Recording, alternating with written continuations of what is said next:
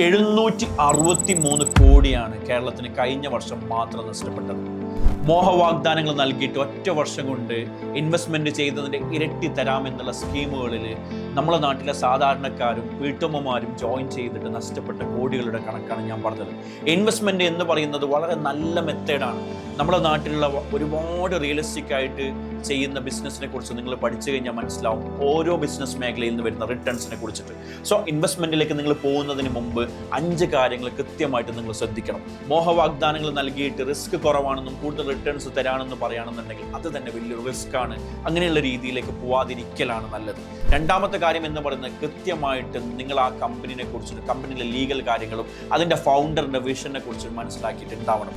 മൂന്നാമത് നിങ്ങൾക്ക് ഏറ്റവും നല്ല രീതിയിൽ അറിയുന്ന ബിസിനസ്സിൽ മാത്രം നിങ്ങൾ ഇൻവെസ്റ്റ്മെന്റ് ചെയ്യലായിരിക്കും നല്ലത്. നാലാമത്തെ കാര്യം എന്ന് പറയുന്ന ഡോക്യുമെന്റേഷൻ കാര്യങ്ങളും പ്രോപ്പർ ആയിരിക്കണം. ഏറ്റവും ലാസ്റ്റ് നിങ്ങൾ നോക്കേണ്ട കാര്യം ഒരുപാട് പേര് മോഹവാഗ്ദാനങ്ങൾ നൽകിയിട്ട് മറ്റുള്ളവരെല്ലാം പൈസ ഉണ്ടാക്കുന്നു എന്നുള്ള ഫോമോ ക്രിയേറ്റ് ചെയ്തിട്ട് കൊണ്ടുപോകുന്ന ഒരു രീതിയാണ് ഇപ്പോൾ അടുത്ത കാലത്ത് വന്നിട്ടുള്ളത്. കൂടുതൽ പേരെ ജോയിൻ ചെയ്യിപ്പിച്ചു കഴിഞ്ഞാൽ കൂടുതൽ ലാഭം ഉണ്ടാക്കാൻ പറ്റും എന്നുള്ള രീതിയിലുള്ള ബിസിനസ് സ്കീമുകളും ഒഴിവാക്കലായിരിക്കും നല്ലത് എന്നുള്ളതാണ് എൻ്റെ ഒരു ഒപ്പീനിയൻ. ബിക്കോസ് ഇൻവെസ്റ്റ്മെന്റ് എന്ന് പറയുന്നത് ഏറ്റവും നല്ല മെത്തേഡാണ്. അതിനെ നിങ്ങൾ നല്ല രീതിയിൽ ഉപയോഗപ്പെടുത്തി കഴിഞ്ഞാൽ ലൈഫിൽ ഉറങ്ങുന്ന സമയത്ത് പോലും നമുക്ക് ഇൻകം ഉണ്ടാവുന്ന രീതിയിൽ ഫിനാൻഷ്യൽ ഫ്രീഡം ഉണ്ടാക്കിയെടുക്കാൻ വേണ്ടിയിട്ട് പറ്റും.